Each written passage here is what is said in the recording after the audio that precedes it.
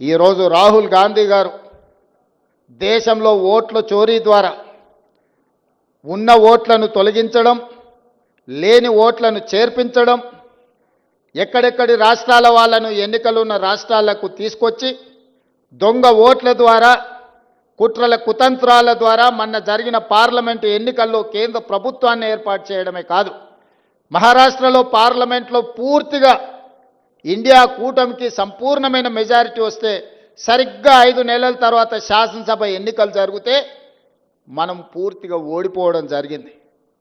ఎందుకు ఓడిపోయినామని విశ్లేషిస్తే 1 కోటి ఓట్లు మహారాష్ట్రలో కొత్తగా చేరినాయి 4 నెలల్లో. నేను అడుగుతున్నా, 4 నెలల్లో ఏ రాష్ట్రంలోనే ఏ దేశంలో అయినా 1 కోటి మంది పుట్టగలరా? ఒకవేళ పుట్టిన వాళ్ళకు ఓటు హక్కు వస్తుందా?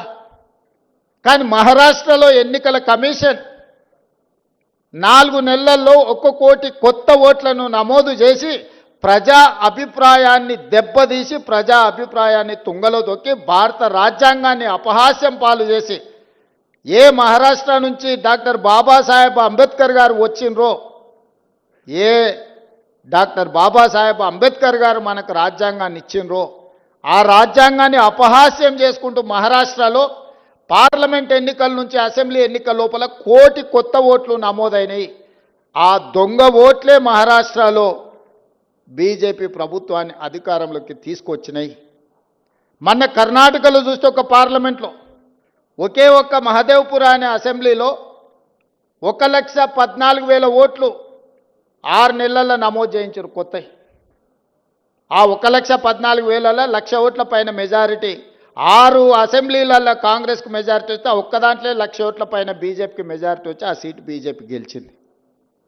ఇట్లా దేశం నలుమూలల ఓట్ల చోరీ జరుగుతుంది. బతుకున్నోళ్లను లక్షలాది మందిని బీహార్లో చచ్చిపోయినట్టు రాసిరు, లేనోళ్లను ఉన్నట్టు రాసిరు. బీహార్లో 65 లక్షల ఓట్లు ఉన్న పలంగా తొలగించారు. ఇప్పుడు ఎన్నికలు వస్తున్నాయి బీహార్లో. 65 లక్షల మంది బతుకున్న ప్రజల్ని, ఆ రాష్ట్ర ప్రజల్ని 65 లక్షల ఓట్లు తొలగించారు. రాహుల్ గాంధీ గారు లెక్క తీసిండు.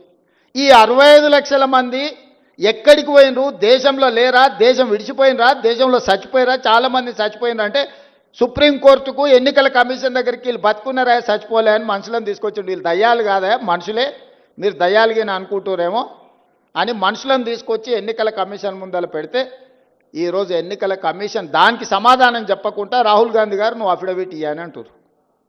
తప్పు చేసింది నువ్వైతే తప్పును ప్రశ్నించిన రాహుల్ గాంధీని అఫిడవిట్ అడుగుతున్నారంటే ఎన్నికల కమిషన్ నిన్న మాట్లాడింది చూసిండ్రు. అందుకే ఈరోజు నిన్నటి నుంచి సెప్టెంబర్ 3 తారీఖు వరకు బీహార్లో రాహుల్ గాంధీ గారు 1300 కిలోమీటర్ల పాదయాత్ర చేస్తున్నాడు. బీహార్ రాష్ట్రంలో దొంగిలించిన ఓట్లను తిరిగి ప్రజలకు ఇవ్వాలని, ప్రజల యొక్క ప్రాథమిక హక్కు ఓటు. డాక్టర్ బాబాసాహెబ్ అంబేద్కర్ పేదోడికైనా పెద్దోడికైనా రాజుకైనా పేదకైనా ఒకే విలువైన ఓటు హక్కు ఇచ్చిండు. ఆ ఓటు హక్కును దొంగిలించే అధికారం ఎవ్వరికి ఇవ్వలేదు. ఆ ఓటు హక్కును దొంగిలించడానికి ఎవ్వరు ప్రయత్నం చేసినా వాళ్ళు ఊచలు లెక్క పెట్టాల్సిందే అని రాహుల్ గాంధీ గారు చెప్పిండ్రు. రాహుల్ గాంధీ గారు బీహార్లో ఈరోజు 65 లక్షల ఓట్లు తొలగించడం ద్వారా పేదల యొక్క ఓటు హక్కును దొంగిలించిన వాళ్ళని శిక్షించడానికి పాదయాత్ర చేస్తుండు. తొందరలోనే నేను, మా పిసిసి అధ్యక్షుడు డిప్యూటీ సీఎం గారు అక్కడికి వెళ్ళి వారికి మద్దతు పలుకుతాం. మీరందరూ కూడా వారిని ఆశీర్వదించాలి. దేశంలో పేదోడి ఓటు హక్కును దొంగిలించే అధికారం ఎవరికీ లేదు. అలాంటి దొంగల భరతం పట్టాలి, దానికి మీరు అండగా నిలబడాలి. ఈరోజు అక్కడనే కాదు, రేపు ఇక్కడ కూడా ఇట్లాంటి దొంగ పనులు చెయ్యడానికి అన్ని పన్నాగాలు జరుగుతున్నాయి. మీరందరూ అప్రమత్తంగా ఉండాలి. మీరు వెళ్ళిన తర్వాత గ్రామాలలో మీరు మీ కుటుంబ సభ్యుల ఓట్లు ఉన్నాయా లేవా ఒకసారి పరిశీలించుకోండి. ఖచ్చితంగా వాళ్ళకి వ్యతిరేకంగా ఓటేస్తారంటే ఓట్లు తొలగిస్తారు. పక్క రాష్ట్రాల నుంచి జనాలను తీసుకొచ్చి దొంగ ఓట్లు నమోదు చేస్తారు. ఈ రకంగా ప్రజాస్వామ్యాన్నే పరిహసింపజేసే విధంగా ఈరోజు పాలకులు వ్యవహరిస్తున్నారు. అలాంటి వాళ్లకు గుణపాఠం చెప్పడానికి ఈరోజు బీహార్లో పాదయాత్ర చేస్తున్న రాహుల్ గాంధీ గారికి తెలంగాణ రాష్ట్రం తరఫున బహుజనుల కోసం పోరాటం చేసిన సర్దార్ సర్వాయి పాపన్న గౌడ్ సాక్షిగా మనందరం రాహుల్ గాంధీ గారికి అండగా నిలబడదాం. పేదల ఓటు హక్కును కాపాడదాం. పేదలు తీర్పియని వాళ్ళకి ఏ ప్రభుత్వం కావాలనో ఎవరిని ఎన్నుకున్నా పర్వాలేదు, కానీ కొద్ది మంది కుట్రలతో ప్రజా తీర్పునే వక్రీకరించే విధంగా ఏదైతే ప్రయత్నం చేస్తుందో దాన్ని తిప్పి కొట్టాలి. మీరందరూ పెద్ద ఎత్తున చప్పట్లతో బలహీన వర్గాలకు న్యాయం చేయాలనుకున్న రాహుల్ గాంధీ గారికి మీరు అండగా నిలబడాల్సిందిగా, ఆశీర్వదించాల్సిందిగా కోరుకుంటూ మీ అందరి దగ్గర సెలవు తీసుకుంటున్న ధన్యవాదాలు మిత్రులారా.